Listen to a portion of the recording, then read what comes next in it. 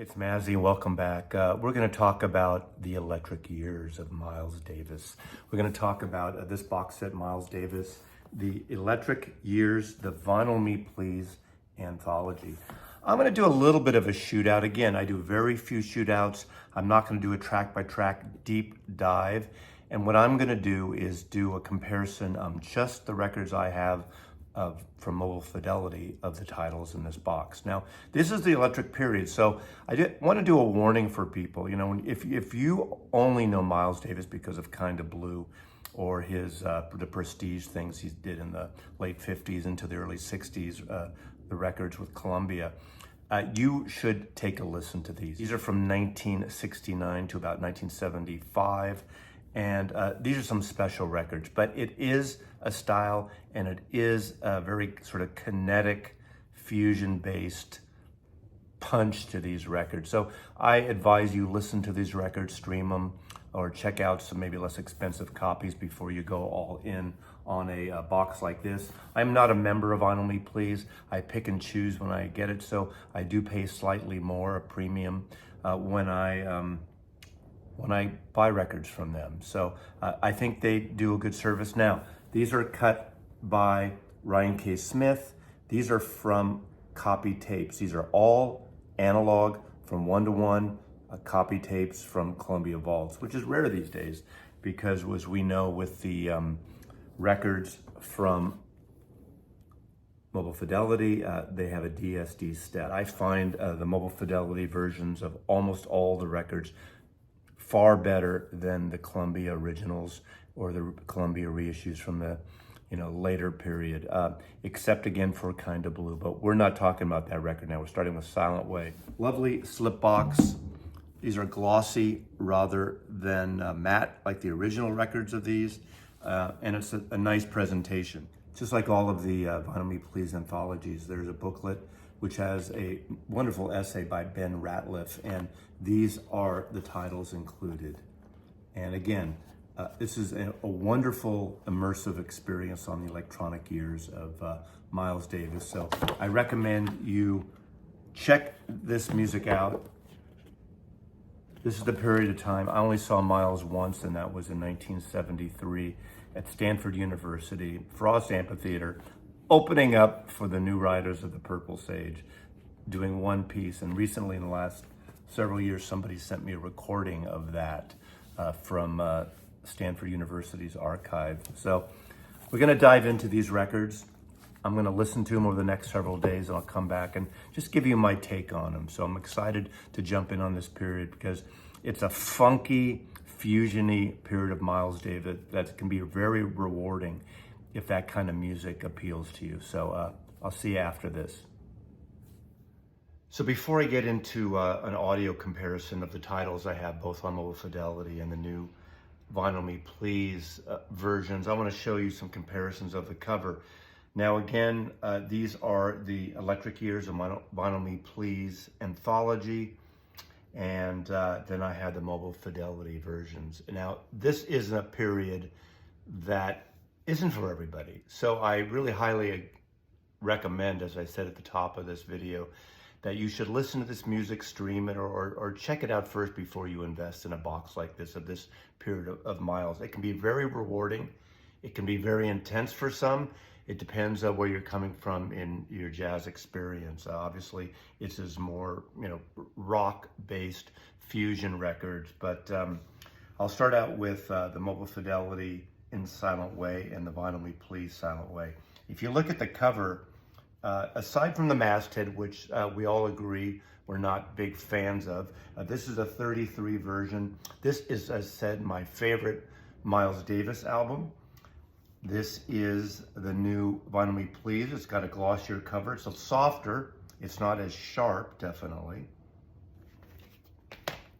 And this is my favorite, my very favorite Miles Davis album, 1969, produced by Teo Maceo. So you have more detail in the photograph on the back cover on the MoFi here than the photograph, but this is more faithful to the original. It shows the releases at the time, and of course, Mobile Fidelity does their custom, their numbered editions, even though they've done some beyond the numbers, I think. But again, this is my favorite. And as I said again, I'm showing the mobile fidelity for the most part versus these Vinyl Me Please, because I think the mobile fidelity version's best originals, except for Kinda Blue. I love these and I'm a big fan, despite the DSD step. It doesn't really matter if it's mastered well as far as I'm concerned. Then of course we got Bitches Brew. Now this is the one I've said many times in my video. I bought this when it came out in 1970, my original copy, and I do have an original 2i here. I want to play it just to kind of get a reminder. This is the only one I'm going to go back and source the original version when I do these comparisons. But I love this album. Now at the time I hated it, I didn't get it, I didn't understand it. I returned it, and 3 years later, 1973, it clicked on me when someone in the store I was working on was playing it. And I said, what the fuck is that? And I just fell in love with it. It's an intense album. Won't get into the history of these records. You should go to other videos. But you can see again, I love the Vinyl Me Please covers. There's a gloss to them. Again, the Miles maybe has a little more definition, but I think it's subjective. They're both very good in their own way. Probably this is more preferable, the Vinyl Me Please, because you don't have that banner that sort of wrecks the artwork. And of course on back, the full bleed illustration just kicks ass over the mobile fidelity. And then of course you got the gatefold. Here is the mobile fidelity, and here is the Vinyl Me Please. Jack Johnson, of course, this is the original cover, emulates the original cover of Jack Johnson. I never liked this cover. I see what they're doing here, but I don't like it. I actually prefer the images in mobile fidelity. They include that great cover here on the inside of the gatefold. This is an amazing record, but this emulates the reissue version that Columbia put out. I think the more preferable cover, and of course they put the original on the back, but this is a beauty. This is a stunning cover and a stunning album, Miles Davis. We're gonna get into, I'll listen to obviously Live Evil. I'm not gonna rate this in this video because I don't have an original, so I'll just play this on my own, but beautiful job on the pressing. There was a Columbia issue a few years ago, and I don't have an original of this or a later issue of this. So this is, I have this in a CD set, but not on vinyl. Now this is a funky record. This is a fun record. I would say, again, the MoFi has a little more detail, I think, on the covers than the Vinyl Me Please, but the Vinyl Me Please are beautiful. And if you're not comparing, that's the thing about these kind of A-being things. Most people don't compare, so it really doesn't matter. However, I do like how Vinyl Me Please just has it full bleed and doesn't have all these design elements talking about it. And of course, I'll just show you one gatefold. That's the inside gatefold for on the corner. This is the Vinyl Me Please version. And the Vinyl Me Please, just to let you know, the labels emulate the original labels when they came out. Have their own labels. So obviously most of us like the original labels or something close to original labels. So this is quite nice to have the original labels. Vinyl Me Please is a success there. And lastly, not lastly, but in terms of comparison, lastly, this is Miles Davis Big Fun. Of course, I have a version I found used. I didn't buy this when it came out. And of course, I don't see this a lot now. So if I ever see a better cover without ringwear, I like not having ringwear covers. It's the Virgo in me. So this is so beautiful. This is a stunning reproduction from Vinyl Me Please. And of course, there he is, his trumpet and Miles. Love this, Big Fun. Now lastly, I don't have a copy of this. I've never owned this. I have it on CD. This is Get Up With It. This is the last record in the box, so I won't be doing a comparison, but it'd be nice to have this finally, a nice copy of this record. Here you go, Miles Davis. So let's get some listening done and I'll be back after that. What a wonderfully intense listening experience. I wanted to stop my listening session and take a break. I'm going to take a few hours break today and come back later. But I did listen to the first two records in a silent way, both the Vinyl Me Please and the Mobile Fidelity and Bitches Brew, the same too. Now, rather than taking notes, I really wanted to express this because ultimately the Vinyl Me Please box is a really well done box set. And these are amazing albums, as I said earlier, but I want to talk about the comparison here. First of all, in terms of the pressings themselves, they're both really good pressings. I would say my Mobile Fidelity is a quieter pressing. There is a few little, cracks, pops, a few little noise, but not a lot. I mean, nothing that would drive me away from this set. And of course, after multiple playings, remember what Roy Gandy from Rega says, the best way to clean a record is to play a record. So it's possible, since I've listened to this many times, it's just cleaner because of that. So I'm not gonna get into that whole cleaning argument at this point. But overall, this Mobile Fidelity is a quieter record. Now, if you don't do comparisons, I think the bottom line on these records, what you're gonna like is system dependent, your room and your ears. And my room tends to be somewhat of a brighter room, but I found that the Vinyl Me Please version of this has some bright edges to it that I'm not as enamored with. And not overall, not way too bright, but I could tell it's more tapered on this one. And I would say the percussion and bass is, to me, more appealing on this to my taste. I really like this version.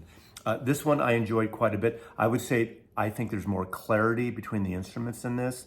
The mid-range is really nice, but shootouts are a dangerous thing because they're so subjective. But I would say after playing both sides of these several times, that the MoFi is going to be my go-to on Bitches Brew. Again, it's my favorite album. I think it's a fuller, richer sound. This has a nice sound. And again, if you don't have any of these, I don't think if you have this, you need this. But again, to get this, you have to get the whole box. And if you don't have everything, we'll see where it goes after this shootout. But this is excellent, excellent. A little bright for my taste. This is fuller. I think the bass is tighter on this. And again, more enjoyable from my point of view. Now, we get into Bitches Brew. What an album. What an album. I really like how on Pharaoh's Dance, the opening track, basically the entire side one and two are full-on suites. Pharaoh's Dance and Bitches Brew. And Teo Maceo really took portions of these recordings and edited them together for these records. But this is an explosive record. There's this double time of the drumming and the bass playing, and then obviously some bursts again, and some amazing trumpeting, obviously, from Miles Davis. And I find it a little bright at times on the Vinyl Me Please. I think it's more tamed back here.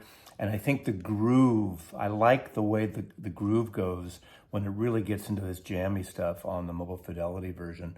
Again, that's a subjective thing. And again, system room dependent and your taste and what you like. I'm playing these records. I have sort of more or less volume matched it.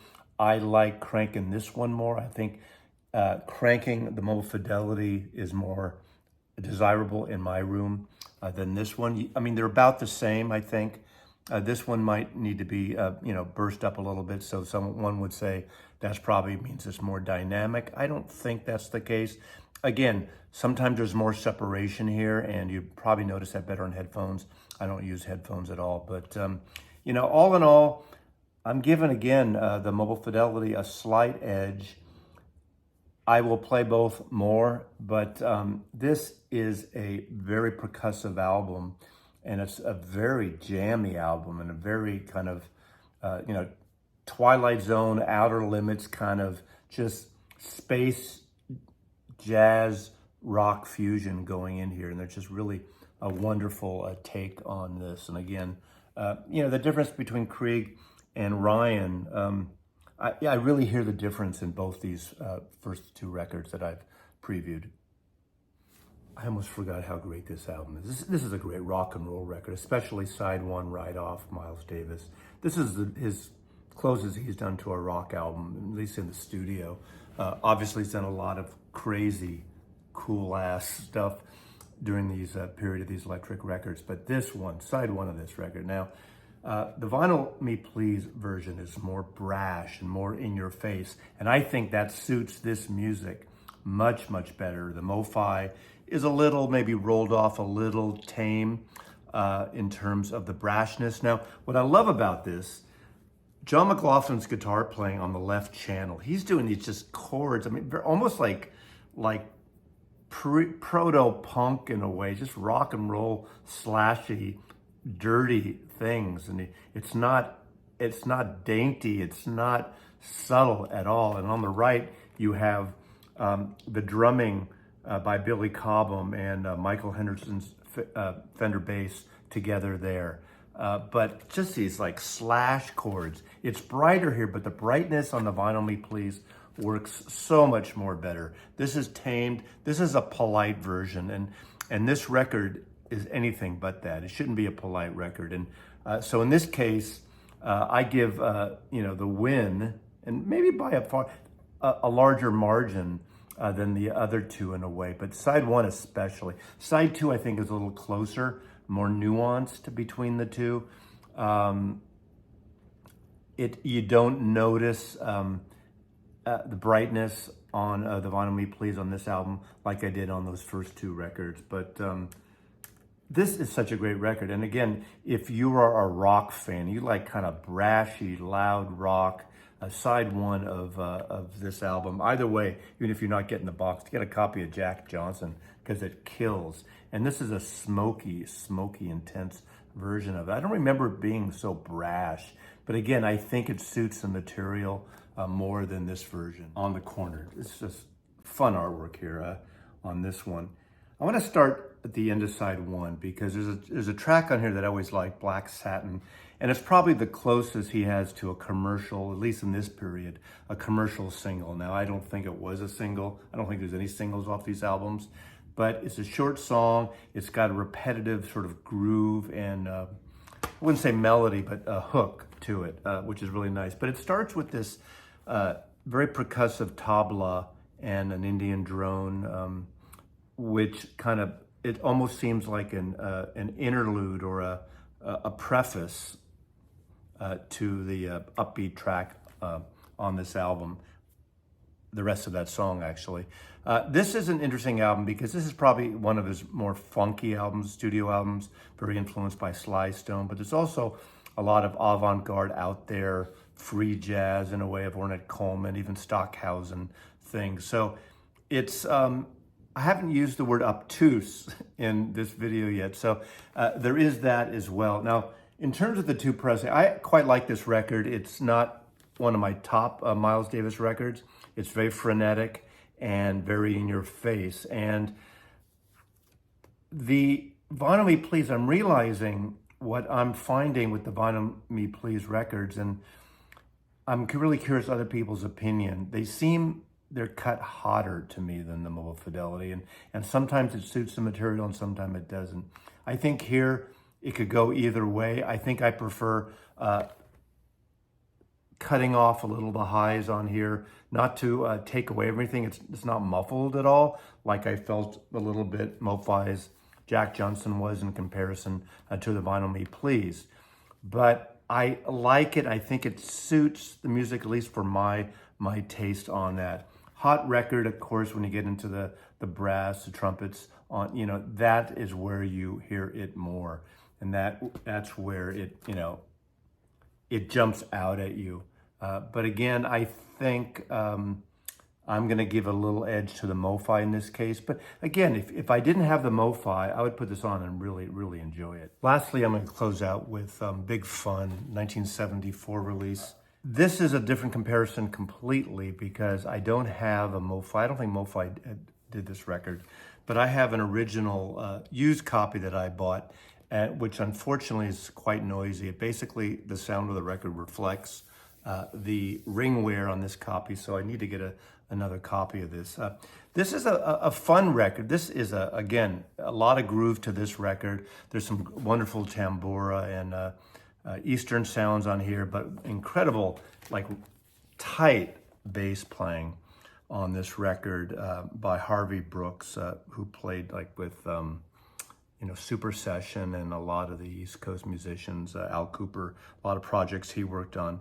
You also have Michael Henderson on bass on a couple other tracks, and Dave Holland as well. And a lot of great musicians on here. I don't want to get too much in the music about this, but it's got a mix of like just ongoing jams and bass and, obviously some trumpet runs of Miles Davis on here. And I think it's a really funky record. It's definitely more accessible and out in the corner at this point. But I would say there's a certain openness and a tightness on the original that is not on here.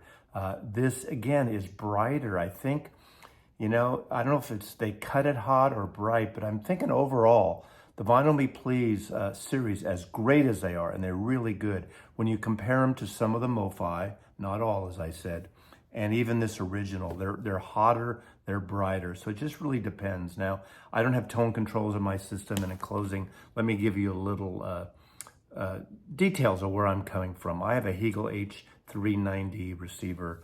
It's a Norwegian company. It's got a lot of power. It's about 250 watts, separate mono separations inside, left and right. And I'm playing these records on a Rega RP8 turntable at the moment with an Hana ML MC cartridge through an Ania, a Rega phono stage through that. I have Bowers and Wilkins 702 S2 speakers. As I said, my room tends to be a little bright. So again, your mileage may vary on these, and it's going to be a subjective preference what you like better. Having said that, if I didn't have the MoFis or originals, this is a great set, but it doesn't better the MoFis. And still, I would say overall, if I had to give the edge, I'd give the Mobile Fidelity Miles Davis record still the edge over this collection. But this collection is fantastic, and I did pay for it. I don't get free records from Vinyl Me Please, nor should I. But this is one I wanted because there are several records I don't have in the collection, and I think they did a really good job on it. So check it out. Thanks for watching. I'm a big fan of this. Go audition this music before you buy, but it can be very rewarding if you just want to move and just have some funky out there music occasionally from Miles Davis. Thanks for watching again. See you next time. Mazzy loves you.